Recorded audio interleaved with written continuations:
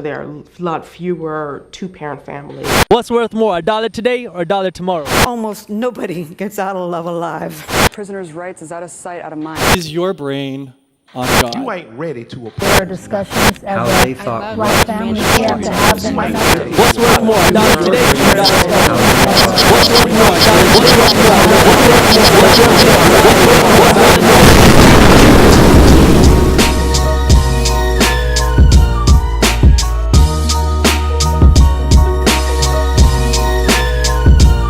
Welcome, folks, to Reality Gurus, the show where we take a commonsensical approach to issues through complex conversation. I am your host, G. Cleve. We got a good show for you today. But first, let me go ahead and introduce you to my people. My man, DB. DB, say what's up to the people, brother. What's going on, people? Hope everybody's good today. Yeah. DB, how was your weekend, man? You know what? It was a lot of good, bad eating and a lot of wine. So I'm recovering a little bit. I'm good. Well, I'm glad you had, you at least was able to get out. Because, up here in PA, man, we got swamped with the nor'easter, man, all the snow and stuff. So, a lot of issue with us up here. Hopefully people that, without a power, they get their power back soon, because it's freezing up here and, people need heat. But let's go ahead and get into it, man. We got a special guest here today, Miss Tia. This is Miss Tia's first time here in the Reality Gurus. Gives you a little background on Miss Tia. She's an outreach assistant at Common Justice. It's an alternative to incarceration victim services program. Did I say that right? You said it right. Good okay. Job. Also, she also volunteers at the prison, the college pipeline. Also, a program that offers college courses to the incarcerated men at Otisville Correctional Facility. Miss Tia, welcome to Reality Gurus. Thank you guys for having me. Okay, good. So, with all that stuff that I spit out there, let me just give you an opportunity to explain a little bit in detail about what it is that you do. Okay. So I'll start with the pipeline because I've been doing that longer for about 3.5 years. Mm-hmm. So basically, the prison to college pipeline was founded by Dr. Boz Dreisinger at John Jay College of Criminal Justice. The program, like you eloquently stated, offers college courses to the incarcerated men of Otisville Correctional Facility.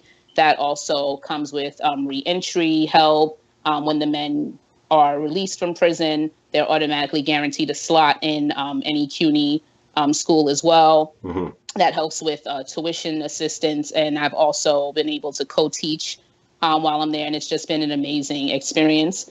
I always say that I would trade one of the men for a lot of the people I sit in class with on campus. Oh wow!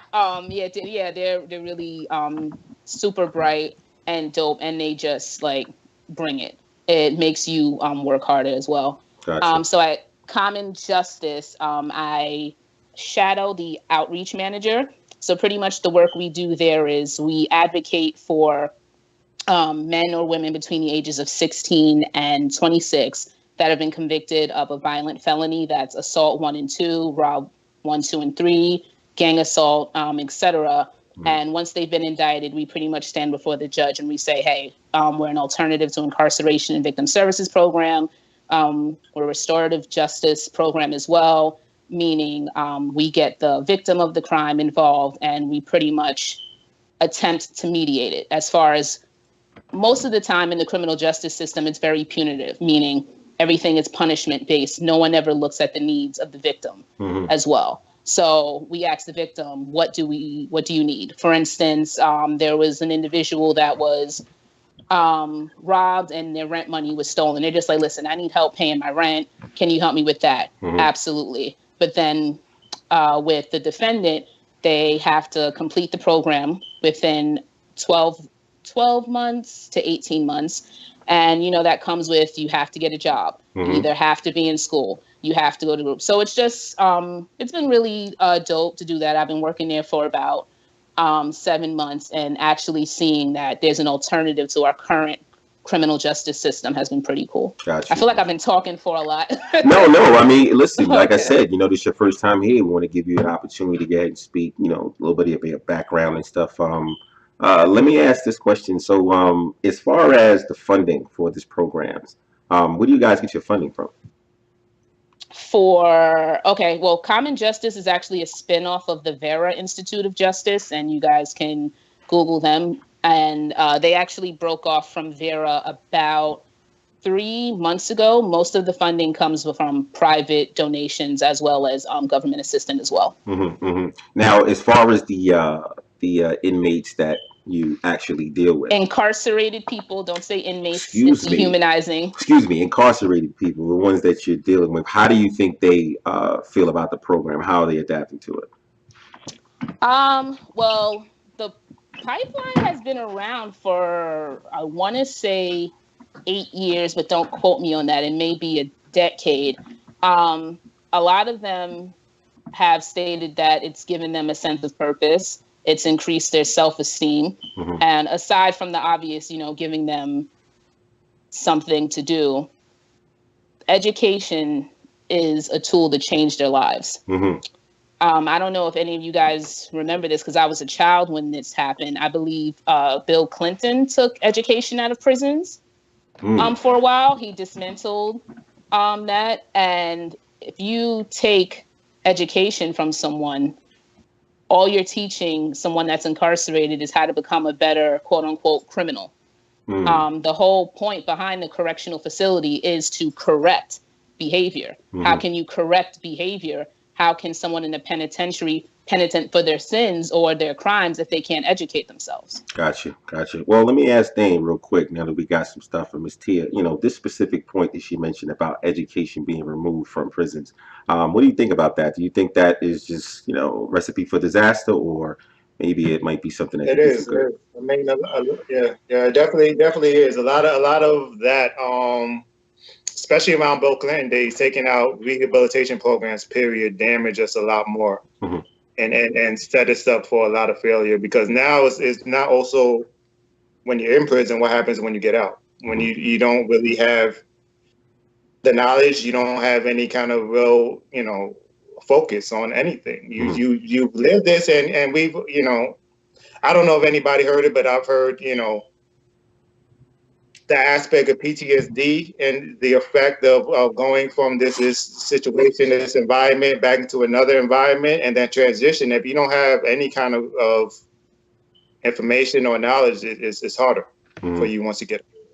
Well, Tia, okay, so now with the program that you're involved in, do you know of any other programs that are similar to the ones that you're involved in? Because I'm trying to kind of get an idea of how much Which program? the Common pipeline, Justice or the pipeline. pipeline? There are, but they're few and far in between. As far as when Obama was still in office, I believe he gave the okay for education programs to be brought back into the prisons, but it's up to the state. Gotcha. So meaning people like Dr. Dreisinger advocate for it. And, she's a professor at John Jay, so she had the resources. People like you and I on the outside, it's very hard to do. Now, with Common Justice, the ATI, that's the acronym for Alternative to Incarceration Program, there are many programs like that. Fortune Society, Osborne Association, Red Hook in Brooklyn. I can go on for days, but the issue with that is a lot of people don't know about them because they're not educated about it. Two is a lot of people don't want to be bothered with them because I've been in a lot of DA's office, a lot of these DAs and ADAs look at it like they're criminals. Well, why would I want to steer them away from the criminal justice system? Whereas people like the three of us see the criminal justice system and prison as the revolving door that it is. And don't even get me started on like high schools, specifically in the 5 boroughs. That's just like shipping kids straight into prison. Well, now I'm gonna have to have you elaborate a little bit more on that specifically. Okay. What do you mean? Only because I'm pretty sure the way that you said it tells me that you're probably going to inform us about some stuff that we don't know. So, for example, I grew up in Long Island, and I moved to Jamaica, Queens when I was 13. And I lived in Jamaica, Queens from 13 to 25. But I continued to go to high school in Long Island.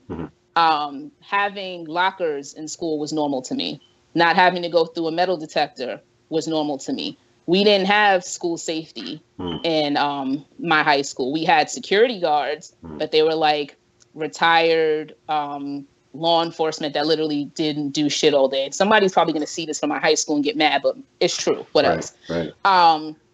In the 5 boroughs, specifically where I was living, I don't know if you guys are familiar with Queens, Springfield. Yeah. Is it still called Springfield? When Springfield Boulevard, you know that area you're talking about? Yeah. But the high school, I thought they changed the name, but anyway. That I'm not sure specifically about. When I moved into Queens, I was gonna transfer, and my stepdad took me up there. And when we got out the car, there was a kid getting his face slammed into the ground by school safety, and I was just like, I'm not going here. Wow. This isn't happening. Now, if you think about it, I'm gonna use your word, logically. A lot of these schools in the 5 boroughs, specifically in poor Black and Latino and Hispanic neighborhoods, look like prisons. And I've been in quite a few of them. You have to enter through a metal detector. You have to empty your pockets. At any time, you can be stopped and told to empty your pockets. They don't even have lockers. You have to carry your books around. Inadvertently, it's training young kids of color to get used to a certain behavior. Does that make sense? That is a phenomenal point. Something I never even considered before. Dane, what do you think about that, brother? What do you think about the idea that high schools in New York City are basically preparing these young individuals on how to, I guess familiar looks, prison would look familiar to them once they got there because of their experience in high school. What do you think about that? I agree completely, and it's funny because even when she was mentioning that, because we've been hit with a rash of school shootings within the last few years, a lot of them are predominantly white areas, and I remember a couple of coworkers around me asking like, why is it that you don't see a lot of it in Blacker schools, in Blacker areas, and in those high schools? And I realized a lot of it's because we've always already been criminalized.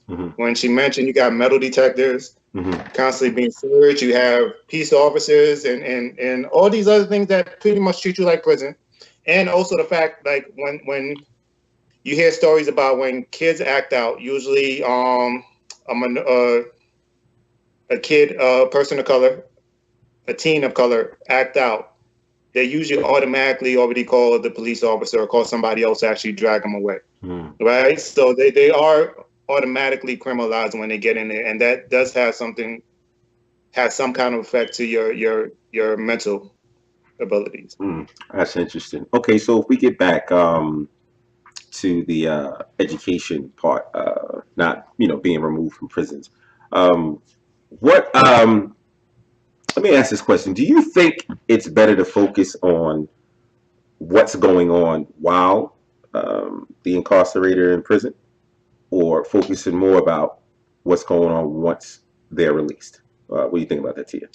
I think in order for the cycle of recidivism, meaning people returning to prison once they've been released, to break, it has to be an equal amount of both. Meaning we can't hand someone this book in prison and say, okay, learn all you can, take these college courses, we believe in you. And then when they get out, don't offer them any type of support, which a lot of these other programs that you were asking me about that I can't name off the top of my head, right, a lot of these programs do. Whereas they're like, listen, we mainly focus on education in prison. If you want help reintegrating into society, if you need help with healthcare, or you kicked a drug habit the 5 years you were in and you're worried about you're going to start using when you get out, if you need help with any of that, you need to go to 1, 2, 3, and 4 these programs. So it's very hard to find an organization or an NGO or a nonprofit that does everything. Got you. I asked the question about which one would be better to focus on, in your opinion, because I was wondering more about programs that focused on once they were released. I think briefly you and I spoke about just the idea, if there was a program that was available that right after these individuals were released from prison, where they would go into a program that would assist them with not only getting employment, but running their own business. More suited towards entrepreneurship, because we do know that, depending on how long you were in prison, like what the charges and stuff were, if there was a felony or whatever, with that label on you, it's sometimes difficult to get employment. So You're nice. Not sometimes. It is all the time. I'll be honest. The reason why I say sometimes is because there are some individuals out there with, felonies, and just because of their drive, their ambition, and their, willingness to go out there and continue to fight, they don't. I don't like when people say that because of the drive and all that. All that just means is networking. You know the right people. Not always. Not always. And I'm not even. It doesn't even. Okay. I'm talking about the ability to just get themselves, even if it's a minimum wage job. Sometimes it's difficult to find minimum wage jobs with those types of, stains on your record. I know individuals with those types of stains on their records who've never had a problem staying employed, and that's the reason why I say sometimes. And the only thing that I can say, separates them, because I'm not talking about networking. Some of these people I'm talking about, they're like straight off the street, but they have a good work ethic. They have a marketable skill. So, even though they may be rough around the edges, they may have a felony or something, they still can bring something to the table. And, they put themselves in positions where people just have no choice but to hire them. You see what I'm saying? Okay. But to counter that, what about people that don't want any vocational skills and that don't have any marketable skills? What about those people? Well, again, what if they don't want to be, entrepreneurs? Then what? Well, okay, so if they don't want to be entrepreneurs, then they're going to have to, maybe prior to being released, they're going to have to somehow explain to somebody what it is that they want to do with their life. I mean, you can't put this responsibility on just the system. Like, if you're in prison and you serve your time, I mean, pretty sure, depending on how long you're in there, you should be thinking about what your next move is going to be once you're released, hopefully, or else you are contributing to that recidivism rate. You're accountable just as well. But see, you're thinking of it as a quote unquote free man. If you've been in prison for the last 5 to 10 years and you've been constantly told that you ain't shit and you have never encountered a reentry program or encountered an individual that say, hey, we can help you with reintegration, you're going to probably think that this is it. Right. Right. So I agree with you, but it's a different mindset as well. Okay, so then, in your opinion, then for the individual that doesn't want to do the entrepreneurial route, and being that there's no, education really to speak of for them there in prison, what would you suggest? Like, what do you think what are the solutions for that situation would be?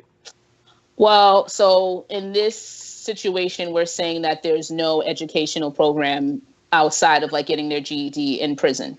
That's what we're saying. I mean, I would think. Well, you let me know, because I don't think, especially nowadays, that a GED is really going to put you. No. I'm just asking for clarification, just because all of the I was in Rikers actually this past Friday in the GRVC, the youth jail, and a lot of them are doing college courses through correspondence. When I was in South Africa, it's the same way. When I was in Morocco, it's the same way. And my experience in Otisville. So I really don't have any experience in a prison setting that didn't offer some sort of college courses or education, but I can attempt to answer that question. I don't know if it's going to be the answer that you let's see how it goes. What would I tell this person? And I'm going to pretend that I'm completely ignorant of the prison education system. Gotcha. I would probably steer this person towards a nonprofit. And I honestly, a lot of these nonprofits in the 5 boroughs do work with job placement and job readiness. That would be the first step. But I mean, I'm getting uncomfortable answering it, because for me, seeing the change in a lot of these men that I've been working with for the past 3.5 years, from when they initially started taking college courses to, how they are now, to me, education is key. I can't see anyone that has been incarcerated for a long period of time succeeding without some sort of education, whether that be vocational skills or, entrepreneurial skills or taking college courses or something. You have to keep your mind working is the point that I'm trying to get at, because once you don't do that, it's over. Gotcha. And there's nothing sadder than seeing somebody that's like dead that's still alive, if that makes sense. Gotcha. So Dane, I'll bring it over to you. So same question basically for individuals incarcerated who may not be, have the programs available for them to assist them once they are released. What would you suggest? Like, what would you tell them?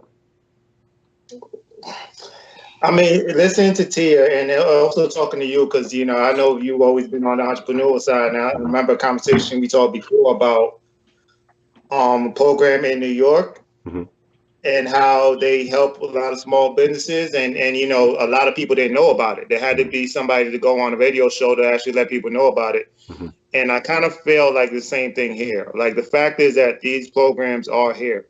It might be more of a fact that these people don't know about the programs. They don't know about the opportunities to help them get a job, get some more education once they get out of jail. They don't know about them as much, where it would probably be better to help gear them that way, where they can find themselves, because they're out there. They are out there. Gotcha.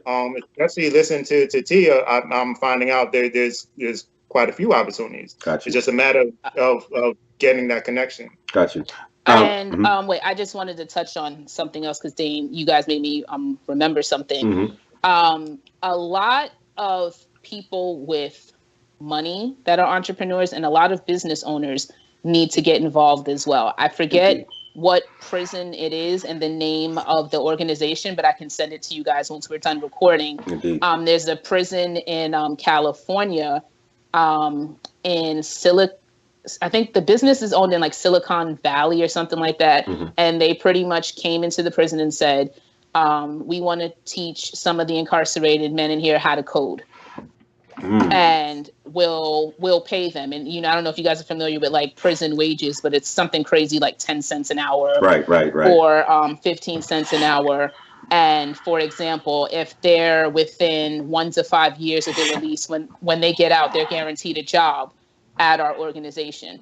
And you have these men that are behind bars that are learning how to code. And in most prisons, there is no internet access. So they're learning how to code like the old school way, like from a book. So by the time they're released from prison and they get a job, they can code better than you and I, because they learned the harder way. Gotcha. You know what I mean? So if you have more business owners and more organizations like that are willing to step foot into prison and actually see that these people are human and, can still contribute to society, then we'll be on to something. Now, let me ask about that. Do you know how a potential business could get involved in some kind of a program like that? What would a business need to do? Like, who would they need to get in contact with?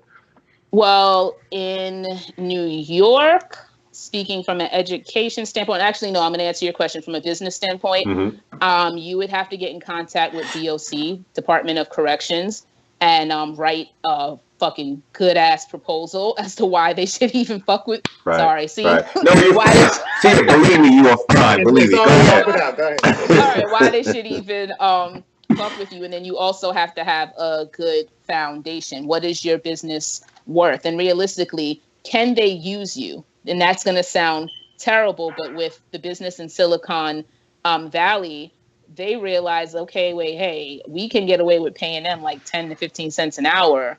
And, when they get out, get away with, for instance, paying them. I'm pretty sure they're not making $25 an hour. It's probably something between like 12 and 15. So there has to be an incentive as well. And then I'm pretty sure that there's red tape. I know in my experience with education, we had to go through the City University of New York.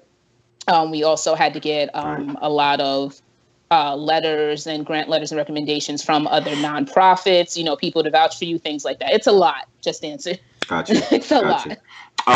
Real quick. So I'll just say my piece as far as, the part that I like to focus on. The reason I mentioned the entrepreneurship part is because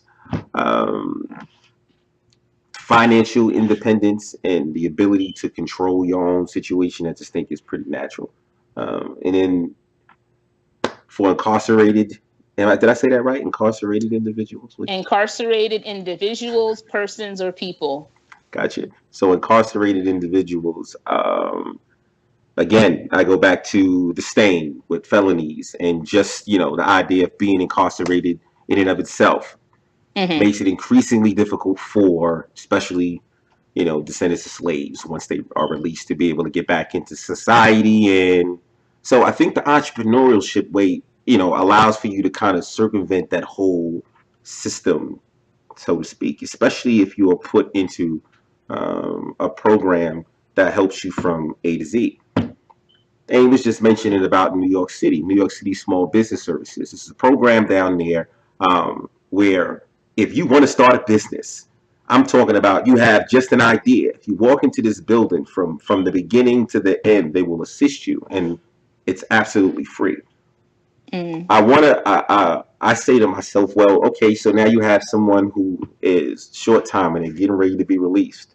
And, maybe they didn't get the education that they should have gotten while they were incarcerated. But now we got to focus on them coming out. Why wouldn't pointing them to a direction like that be something that we could do? Point them in the direction of a small business services where they can go ahead and teach them. If they have an idea, teach them how to create their own situation as opposed to going and begging someone else for a supposed second chance. I don't think, maybe let me re-clarify because maybe what I said was misconstrued. I think it's an excellent idea. My issue with it is with education in prisons, there comes a structure. People are used to studying and thinking for themselves and doing, things and working towards a goal. You have an individual that has not had any of that for X amount of years, and you put them in a program like that. I think it's a little unrealistic to expect them to be able to finish from beginning to end. I don't think it's unlikely, but I think it'll be extremely harder for someone that hasn't had that structure, in prison. And you bring up a very good point as far as it's just not about what they do when they get out, but this is something that should begin, within the last 1 to 5 years of your release. Right. So I agree with you. I think it's a good idea. I just think it's the execution, that may be a problem. I'll mention, I'll even put out personally what it is that I would like to get started. And that's why I asked the question about for businesses or companies that actually wanted to, do something like what these companies from Silicon Valley were doing. But, matter of fact, before I was, you were saying that these companies are getting these incarcerated individuals to do coding for 10 to 15 cents an hour is what you were saying? I mean, I was just giving an example of wages because every prison isn't a working prison. Okay. Meaning every prison, some prisons you can't have a job, some you can. What I'm saying is that even though these businesses are doing the right thing and their heart is in the right place, they're still inadvertently supporting the big prison structure with cheap labor. Like a lot of people don't realize, like a lot of our license plates are made in prison, right? For like 5 to 10 cents an hour, as opposed to paying a wage worker on the outside. What's minimum wage now in New York State? I don't fucking know. $11, I think. I think it's 11. Yeah, as opposed to paying somebody on the outside $11 an hour, and if they're full-time, giving them benefits, you can get away. People in jail already got health benefits. That's going to sound fucked up, but it's true. You can get away with paying them 10 to 15 cents an hour and write it off on your taxes. So... Interesting. Okay. Yeah, I feel like I'm a rain cloud. My bad, yo. No. T, believe me, man. This is great stuff here. This is great stuff. You need that information for sure. That's good information. Very good information. What I was going to say personally. So I have a commercial janitorial company, and one of the things that I've noticed, especially with the pool of individuals that I pick from as far as employment and contractors and stuff, a lot of them do have criminal backgrounds, and I don't want to, whatever the coincidence may be, it seems that a lot of the individuals that I deal with, they have the criminal background, but they also have an understanding of cleaning, commercial cleaning. the idea that I was thinking of, and that's why I'm saying, like maybe a year before your release, especially individuals who are really focused on getting back, getting to their release date, and never seeing this place again. Mm-hmm. Those individuals, once they come out with those skills. I mean, as basic as they are, with this mop bucket wringer and and cleaning bathrooms and stuff, as basic as that is in prison, you come out here with those skills in this field, the commercial janitorial, that's gold. So I was thinking about, once upon release, you come into this program, I give you about 30 days to go ahead and show me what you got. And after 30 days, and you've shown your proficiency in using the equipment and stuff, we'll send you out to do your own thing, one store. From start to finish, you're responsible for it. No one's going to assist you, because in that 30 days time, you should know what's going on. The success and failure, this is on you. You go ahead and you complete the store, you get this work order signed, the manager says things is good. Now we can move on to getting you into your own vehicle, getting your own LLC, getting you a list of work, and then letting you go do your thing. You don't have to worry about begging and somebody for some job, filling out an application and wondering if you're going to tell the truth about the criminal background section, or even being concerned about checking the box as far as your ethnicity. Like, those are the things that we don't have to worry about over here at PG Clean Janitorial Services. But for me, what I think I would actually need is someone like you, who's actually in touch with the individuals in in these prisons, and let them know that programs like that out here do exist. And if they're interested in it, I just need to know what I would need to do to get myself attached to something like this. And then you can funnel guys or females coming out of prison, who want to try to do their own thing, don't have any real idea where they're going to start, and maybe they're not what's the word, they're not confident enough to walk to a New York City Small Business Services and say, listen, I have an idea, can you help me create this from A to Z? But they can come out here and start doing some of the things they were used to when they were in prison. Some people looked at me and said, well, why would you want them to be doing stuff like that? It's demeaning. I don't think commercial cleaning is demeaning, especially if you're getting compensated handsomely for it. I mean, that's really how I look at it. I just want to make, let people know that there's other options upon release from prison, that you don't have to necessarily be out here begging for a job. There's programs and things that are out here that assist you with doing things on your own, so you don't have to feel like you're being shut out of some sort of institution because of a felony on your record. I mean, I don't know, what do you think about that type of an idea? Sorry, I was making a mental list in my head. Okay.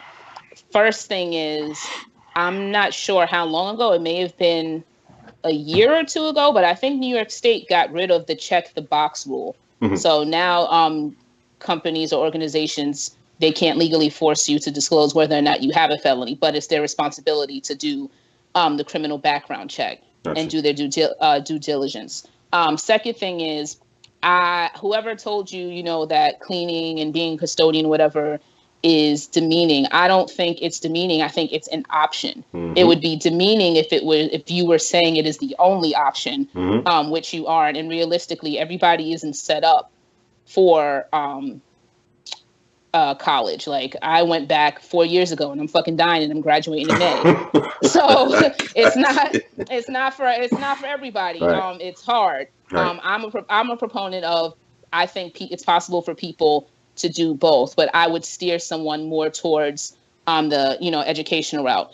Third thing is, you would have to, what you want to do in theory is great, but you would have to restructure it as far as when people come out of prison, not Rikers Island, because Rikers Island is a jail. They're detainees. Right? Yeah, they're detainees there, and you only stay there if you get sentenced less than a year, and if you're awaiting trial. People that come out of prison typically have to go into halfway houses. Mm. So for you to say, we're going to give you 30 days, you would have to say more like 90, because a lot of the times people are in halfway houses for 30 to 90 days to 6 months, mm-hmm. because it's supposed to reintegrate them back into society when it's like really just keeping them from their family. But that's a whole nother mm-hmm. Conversation. Mm-hmm. I would say increase the 30 days to maybe like 3 months, Mhm. because to say, all right, you have 30 days to impress me, and then after 30 days, you're on your own. A lot of these guys and women, got out, and, they're used to having someone check in. And that's going to sound terrible, but I still feel like you don't have to hold their hand, but it's nice to know, like, yo, I got questions, but you're telling me after 30 days, like, yo, you're on your own. Like, don't. Okay. So let me, in all fairness, 30 days. Um, I say 30 simply because what they're being tested on, what these, the people in the program are being tested on, it's absolutely nothing different than what they've been doing since when they was in prison. I mean, honestly, I'm talking about basically the same type of work. So once you come out, I'm kind of expecting you to be a little ahead of the curve than someone who has no experience in commercial cleaning at all. I also put the 30 days there because I don't want you playing.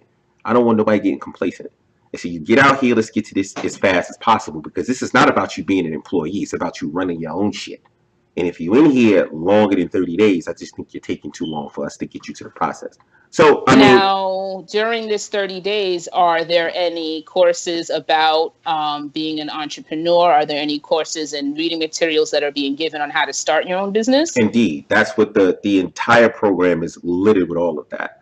Littered with it all. Can I ask a question? Because through all of this, I'm thinking there's still a translation period that you still need, because I'm wondering, like, part of that, when you mentioned getting contracts, is networking.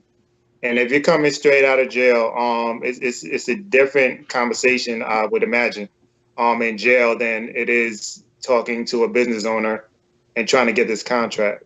So is there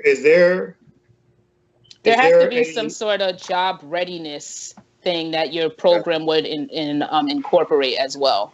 So here's the thing. The beautiful thing about this situation is, once you come out and you enter this program specifically, now you know me. So as far as the work orders and stuff and the work is concerned, that's what I'm here for.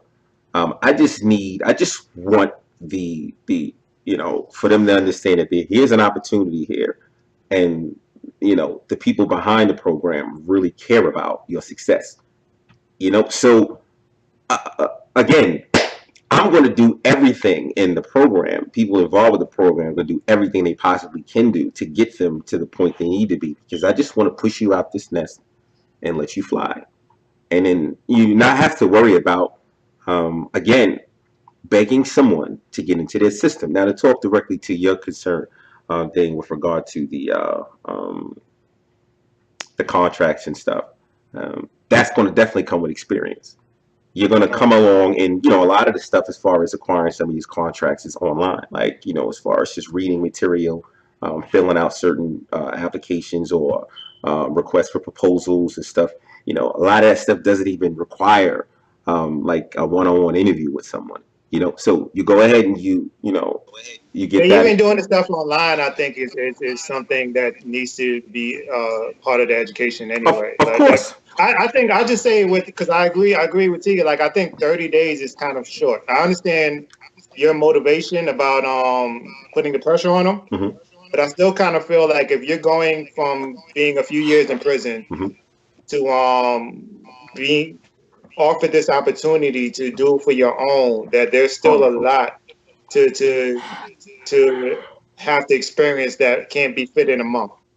I kind of feel it. Again, so you understand, it's not what I'm hoping for. I don't deem to be unrealistic, because all I want you to do is be able to clean or provide a service on your own. So whatever that service may be, in the 30 days that we're here, we're going to be doing multiple of these services.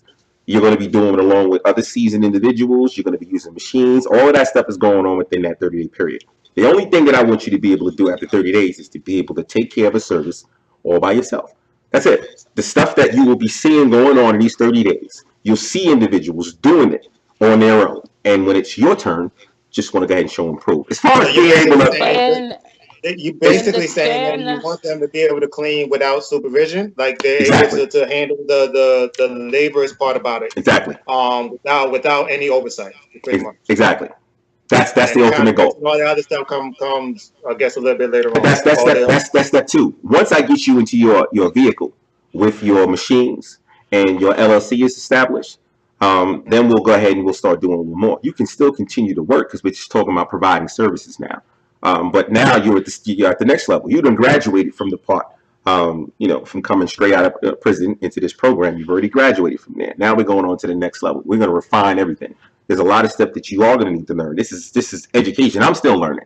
But this is the process. I'm talking about just getting you out of prison, moving you into a situation where, vision down the road, you can be controlling your own situation. That's all I'm saying. And I'm not going to leave you. The program's forever going to be here. You're going to forever be a part of what I call the Tri-State Strip Team. You'll forever be a part of that, that strip team. You'll always be able to reach back to us and ask for assistance if you need it. I'm talking about building a little community into this thing here. Like, I stumbled on the commercial janitorial business about 5 years ago. And when I'm pretty sure Dan, a little bit, but just for Tia, just so you understand, about 5 years ago, when I stumbled across this thing, I think maybe after like 45 days of work that I provided personally, I think I got compensation. My first check was like maybe $90, like $90, 45 days worth of work for $90. And when I tell people the story, they say, "Well, then why the hell you didn't just quit immediately?" I said, "Because that was the first $90 that I ever generated from a business that was 100% owned by me. Never done it before." That's one of those things where you stick that, you go in your barbershop, you see they got their first $10 bill or something on their glass. That's what it felt like to me. So that feeling in and of itself, I always want to revisit that. I get a high off of that type of a feeling, being able to know that I'm out here generating income, and it's because of me. I'm, the end all be all as far as my company is concerned, and then I'm responsible for people as well.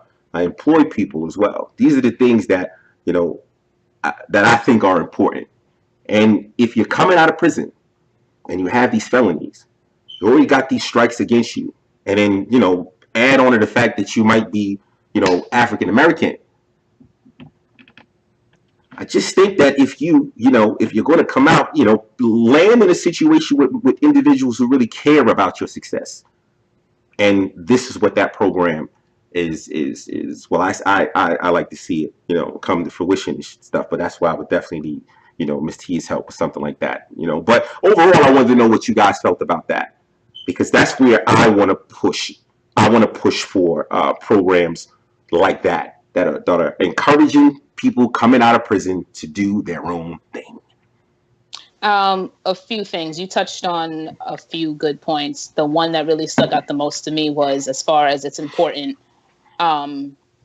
for people that are, just released, to know that there are people out there that care about them. Mm-hmm. I think and you can correct me if I'm wrong, what you don't want to say, but I'm going to say is a lot of these organizations are ran by white people, and they have people of color doing the footwork. It's very rare to find any nonprofit organizations or any entrepreneurial organizations or vocational organizations that assist people post-release that are Black from top to bottom. There you go. So I think that's key as well, because a lot of events that I go to, you'll see the white man or the white woman with their story, as far as this person was released X amount of years ago, but they pulled themselves up by the bootstraps, and they take this person on like speaking engagements and speaking tours. So I kind of have mixed feelings about it, as far as like, okay, these people aren't problematic colonizers. They're doing, the work, and they're properly delegating their work and the experience as well, but it's still a white person at the top of this company. Secondly, I think that what you want to do is amazing and it's great, but I think the more that you educate yourself about it, you'll realize that you have to have a little bit of everything in it, because what I'm hearing, what I'm seeing, and what I heard you say is just like, when they get out, they should have money in their pocket and they should be able to take care of themselves, which is true, but there has to be something more than that as well. It's okay to work the body, but the mind has to be worked as well. Gotcha. That's all I'm saying. Well, no, and that's perfect. I just think, because this will kind of like some of the previous conversations that Dane and I have had were, where do we get started? Like when we're at a point where we're like, all right, listen, I wanna, I wanna live better. Where do I start? And I'm just talking about this as just the starting point. Like I don't want to ignore anything else that you're mentioning. All of that stuff is definitely going to come in time. But if you got somebody fresh out of prison, what's the number one concern at that point? Number one concern is a place to stay and a job. And that's why I can't, the place to stay, I think, you mentioned the halfway house and stuff, that kind of gets situated. It may not be the best, situation if they don't have someone to welcome them once they come home and they have to do the halfway. At least they have a roof over their head.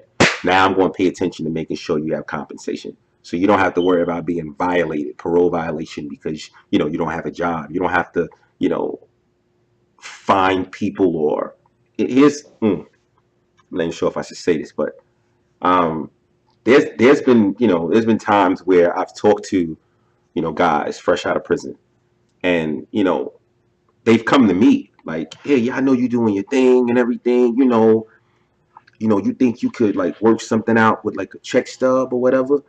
They need me to doctor up a check stub for them because they can't find employment, not knowing that I'm already ready and prepared to set you up with your own shit. You don't have to beg me for no paycheck or for no pay stub. I'm going to set you up in a situation and you're going to have official stuff to show to your PO. You understand what I'm saying? So that's why I start there.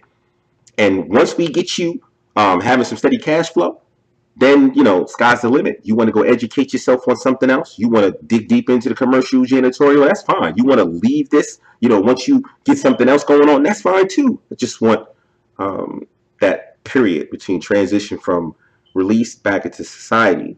I see too many of these guys struggle, in those first couple months, man, even maybe for the first year, trying to have a steady job and keep these parole officers off their back. I mean, POs off their back and stuff, just so they don't get violated.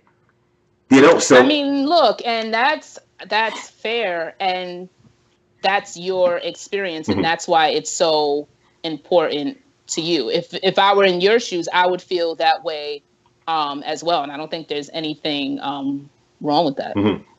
Got you.